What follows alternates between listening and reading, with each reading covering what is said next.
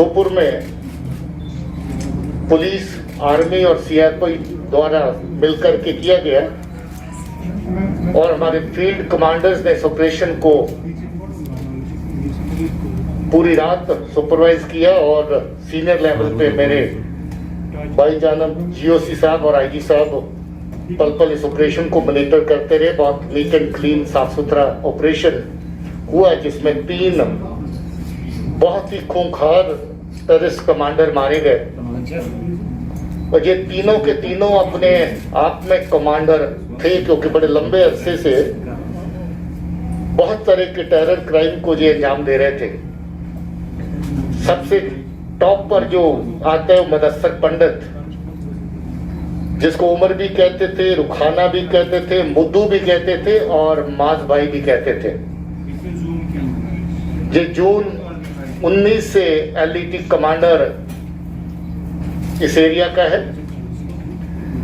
18 FIR उसके खिलाफ है और बहुत सारी किलिंग्स उसने करी, जिसमें 4 civilian, 9 SF killings, 2 x militants जो कभी मिलिटेंसी के साथ लोग वाबस्ता रहे उनकी किलिंग, 3 सरपंच और हुर्रियत और सेपरेटिस्ट कार्डर्स के 2 लोग, और इसके अलावा अलग अलग तरह की एक्टिविटीज जो लोगों को थ्रेटन करना, लोगों को पॉलिटिकल प्रोसेस और बाकी गवर्नमेंट एक्टिविटीज से दूर रखने की कार्रवाइयां शामिल हैं। इसका बहुत पुराना साथी जो पाकिस्तान का टेररिस्ट है अब्दुल्ला, जिसको असरार भी कहते हैं, वो भी इसका लंबे अरसे से साथ निभाता रहा।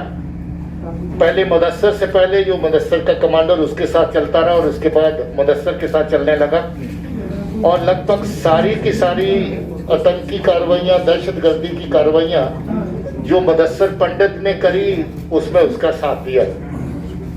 उसके अलावा तीसरा कमांडर जो है खुर्शीद अहमद मीर है, ये बुराट कला सोपुर का ही रहने वाला है और ये भी कोई मई 20 से लश्कर तौबा टेररिस्ट आउटफिट के साथ मुदस्सर के ग्रुप के साथ काम कर रहा है और इसके सर पे भी 6 FIR, 7 killing, 2 grenade attack, 7 SF की किलिंग और 2 ग्रेनेड अटैक और 5 सिविलियंस की किलिंग्स हैं।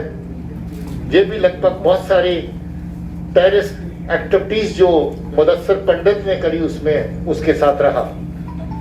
आपको याद होगा हाल ही में 12 जून को मार्केट के अंदर अटैक हुआ था, जिसमें हमारे पुलिस के 2 जवान शहीद हुए थे और 2 सिविलियन भी अपनी जान गंवा गए थे इन्हीं दहशतगर्दों की फायरिंग से।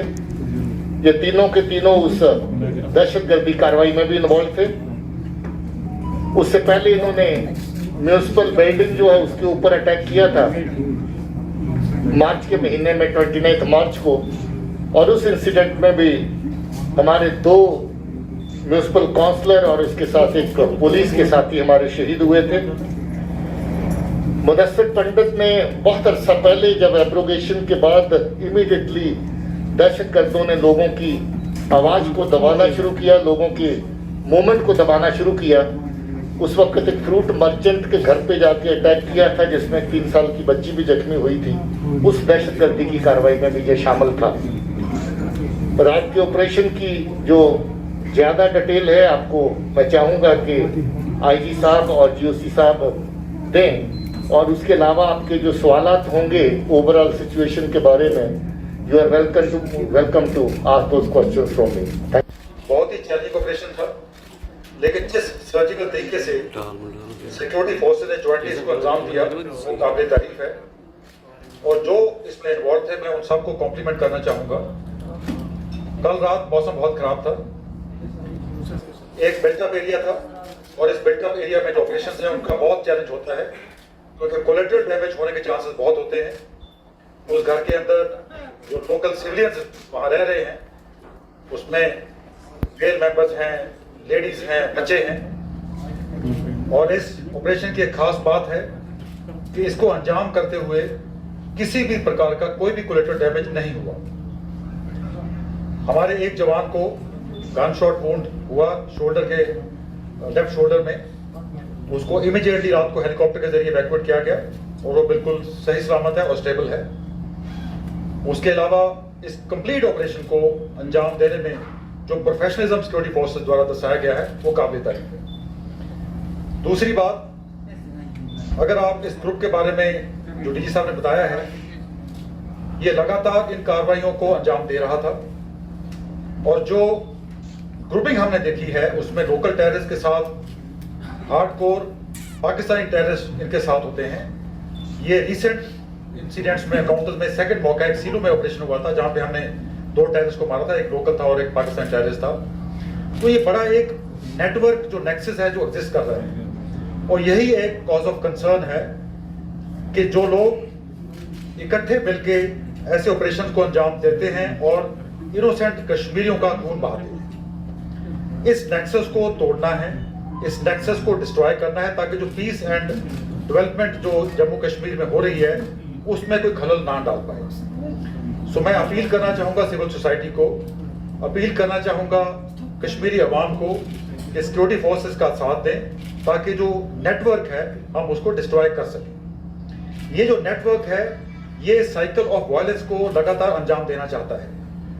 डीजीपी साहब के अलावा हमारे कोर कमांडर साहब, चिनार कोर के कमांडर साहब ने भी बार बार इस चीज को रिपीट किया है कि हम सब ने मिलके जो साइकिल ऑफ वायलेंस है उसको तोड़ना है। और साइकिल ऑफ वायलेंस को तोड़ने के 2 तरीके हैं, 2 पहलू हैं। एक, इस नेटवर्क को सपोर्ट देना बंद करना होगा ताकि इनोसेंट कश्मीरियों की जान ना जाए। और नंबर 2, जो इनको सपोर्ट करते हैं, जो आलिशान घरों में रहते हैं, जिनका इसमें सिर्फ पर्सनल इंटरेस्ट नहीं है, लोगों के बच्चों को एक्टिवेट करके उनको टेररिस्ट बनाते हैं। इस चीज को समझना बहुत जरूरी है। बड़ा दुख लगता है जब हम यंग लड़के जो घरों से चले जाके तंजीम ज्वाइन करते हैं, जब उनके बूढ़े माँ बाप रो के उनको वापसी की अपील की दुहाई देते हैं तो बड़ा बुरा लगता है। तो देयरफॉर जो सिस्टम एग्जिस्ट करता है उसको तोड़ना, नए लड़कों को रिक्रूट बनने से, तंजीम ज्वाइन करने से रोकना, ये 2 पहलू हैं जो अपने इस साइकिल ऑफ वायलेंस को बिल्कुल जड़ से उखाड़ने में मदद करेंगे। और जो ज्वाइंटमैनशिप हमारी ऑल लेवल्स पे है, बेशक वो एसओजी के साथ है या सीआरपीएफ के साथ है, ग्राउंड कमांडर्स जो हैं, आई थिंक जितने भी ऐसी कार्रवाइयाँ को अंजाम देने में कोई लोग सफल हुए थे उन सबको हम इंट बेस्ड सर्जिकल ऑपरेशन द्वारा जल्द ही जल्द उनको खत्म करने में कामयाब होंगे। और लास्ट में अपील करना चाहता हूँ कि लोकल जो टेररिस्ट हैं, जो लड़के लोगों ने गन उठाई है, पहले भी वो कमांडर साहब, डीजी साहब अपील कर चुके हैं कि उनको नेशनल मेन स्ट्रीम में लाने में हम उनकी मदद करेंगे। मैं भी फिर एक बार दोहराना चाहता हूँ कि वो गन कल्चर को त्यागें, नेशनल मेन स्ट्रीम को ज्वाइन करें। और अगर वो ऐसा नहीं करते तो मैं आश्वासन देता हूँ कि उनका भी अंजाम वही होगा जो कल इन 3 टेररिस्ट का हुआ है। Thank you. कल वाली इनकाउंटर का जो बैकग्राउंड है, जब पिछले 3 महीना के अंदर में 2 मेजर अटैक हुआ। उस अटैक में हमारे पुलिस के 3 शहीद हो गए और 4 सिविलियन, 2 फौजियन शहीद हो गए। उसके बाद एसपी ने एक पोस्टर जारी किया था, आप लोग देखे होंगे पोस्टर, पूरा डिटेल दिया मिलिटेंट को, रिवार्ड पहुंचा गया। आवाम की तरफ से बहुत सपोर्ट आया, बहुत खबर आते रहा उनके मूवमेंट के बाद भी। ठीक है कि पुलिस ने उसको पिन पॉइंट किया, लेकिन इसमें लोगों का बहुत सहयोग मिला। मैं आवाम को शुक्रिया अदा करता हूं कि आपने पुलिस को सपोर्ट किया ऐसे कातिल को मरवाने में। दूसरी बात है, इसका एस्पेक्ट ये भी है कि ये मिलिटेंट किस घर में था, ये सोचने वाली बात है।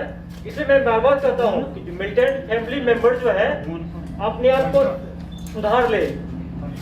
नसीर उद्दीन जो मिलिटेंट था, जो हंदवाड़ा में लास्ट में मारा गया था, जो बहुत सारे सीआरपी को 6 सीआरपी वाले पर अटैक को किया, जिसमें हमारे सीआरपी के 6 जवान शहीद हुए थे, इन्वॉल्व था नसीर लॉन, उसके घर में था मिलिटेंट। तो मैं मिलिटेंट के फैमिली मेंबर से यह आग्रह करता हूँ कि अपने घर में मिलिटेंट को पनाह नहीं दे। फिर आप बोलते हैं कि पुलिस उनको जाती करती है, पकड़ती, पूछताछ करती है। ये एविडेंस कल का एविडेंस है, इनकाउंटर उनके घर में हुआ, मिलिटेंट छिपा हुआ था। तीसरा एस्पेक्ट जो यूथ को खराब कर रहे हैं वो है नार्को ट्रेडिंग का। आप देखते हैं सोपूर जो है हब है, नार्को बहुत वहाँ सब्सटेंस मिलता है पूरा। एसएसपी बारामूला ने बहुत सारे मॉडल को बस्ट किया है, कुपवाड़ा भी हुआ, 2 मेजर नार्को टेरर मॉडल को बस्ट किया गया है। मैं यूथ से अपील करता हूँ कि नार्कोटिक्स से दूर हटे। उनके पेरेंट्स से भी अपील करना चाहता हूँ कि अपने बच्चों पर पेरेंटल कंट्रोल रखिए, बच्चे क्या करता है नहीं करता ये आपकी जिम्मेदारी है। ये पुलिस लॉ इन्फोर्समेंट एजेंसी की काम नहीं है। हमारा काम तब होता है जब आप क्राइम करते हैं, जब आपके बच्चा क्राइम करता है तब मेरा ड्यूटी होता है। लेकिन उससे पहले क्या हो रहा है इसके लिए पेरेंट्स जिम्मेदार है, सोसाइटी जिम्मेदार है, नेबर्स जिम्मेदार है। आप मीडिया फ्रेंड्स का भी ये ड्यूटी बनता है कि ये आवाम को, यूथ को एजुकेट करे, ये बात फैलाए, नार्को टेररिज्म नहीं पड़े, टेररिज्म को छोड़े। क्योंकि देखिए ना, अगर इंसिडेंट होता है, ग्रेनेड थ्रो होता है, जैसे सोपुर का था, हमारे 2 सिविलियन भी मारे गए पुलिस पर अटैक हुआ। तो ये जो हम लोग सिलसिला शुरू किए हैं, तो आवाम से मांगते हैं, हेल्प मांगते हैं, पोस्टर डाल के इसमें बात को आप लोग फैलाएं, ये आवाम को आप लोग अपील करें। ऐसे जो कल्पिट्स हैं जो सोसाइटी में डिस्टर्बेंस करना चाहते हैं, ऐसा नहीं कि सिर्फ पुलिस सिक्योरिटी फोर्स वाले शहीद होते हैं, सिविलियन भी जा रहे हैं, उनका भी लॉस हो रहा है। आप में से कोई खुदा न करता है हो कहीं ग्रेनेड हो जाए, आप में से कोई कुछ हो सकता है। ये सबके लिए चैलेंजिंग है। आप सब मिलकर काम करें और सोसाइटी में एक ऐसा फीलिंग डालें कि जो टेररिज्म जो है ये पूरे सोसाइटी के लिए ये हार्मफुल है, सिर्फ सिक्योरिटी फोर्स पुलिस के लिए नहीं है। ये लड़ाई सोसाइटी वर्सेस टेररिस्ट का होना चाहिए। Thank you. अगर कोई क्वेश्चन है तो सर लेंगे। अंदर 2 एनकाउंटर में 2 फॉरेन टेररिस्ट मारे गए हैं और इंसिडेंटली दोनों ही सोपुर के एनकाउंटर्स में मारे गए हैं। दोनों ही लश्कर तौबा के थे, जिससे ये तो साफ है कि फॉरेन टेररिस्ट अभी मौजूद है। दूसरा ये भी है कि अभी फॉरेन टेररिस्ट थोड़ा लाई लो कर रहा है, फासले पे रह रहा है। हमारे पास उनके नाम, नंबर, डिटेल सब कुछ है, जिसके मुताबिक ऑपरेशंस हमारे लॉन्च हो रहे हैं। ये बात जरूर है कि अभी इस साल में जो इन्फिल्ट्रेशन है वो बड़ी सख्ती से चेक हुई है और उसमें दोनों तरफ जो सीज फायर वॉयलेशंस की अंडरस्टैंडिंग काफी हाई लेवल पे हुई, उसका भी एक बहुत अच्छा असर, पॉजिटिव असर देखने को मिला है, जिसको हम वेलकम करते हैं। मगर ये अभी मानना कि फॉरेन टेररिस्ट नहीं है, ये अभी गलत होगा। अभी ठीक ठाक तादाद उनकी अवेलेबल है और हमारे ऑपरेशन आने वाले टाइम में उनको टारगेट करते रहेंगे। Involved in several target killings. How many at present are present in Srinagar city? Because it has been a challenge to monitor Srinagar city. And how are you going to deal with the street? Srinagar city as such, there is no big presence of terrorists, but we have a couple of people who have gone active and they are moving around on the outskirts of Srinagar city, and they also go to the neighboring districts. Our police is watchful and we have been tracking them wherever they move. There's a fact that 1 or 2 incidents in Srinagar city have taken place. That is possible in the kind of scenario that we have in the big cities where lots of movement takes place and you can't filter every moment 100%. But our int is quite strong, and I'm sure, and I assure you, that in the near future, very soon, we're going to get some more good operations around Srinagar city. देखिए, security के लिहाज से हम लोग अपनी जो basic operator security का we have put it in place, we are prepared, and rest I think shrine board is the right authority to make further any comment on that. Sir, days before policeman was killed in Zoni Marina. Sir, Sadhmora Zoni Marina. Sir, any leads who was behind the attack? Sorry? Say again? Sir, policeman was killed in Zoni Marina. Sir, any leads who was behind the attack? Yes, police have got the leads, and we won't like to share as of now. We are after the culprit, and very soon we'll bring it to justice. Sir, there's a positive picture of ceasefire agreement on ground. But then how is Pakistan keeping the boil at present? What kind of channels he is using to fund terrorism in Kashmir?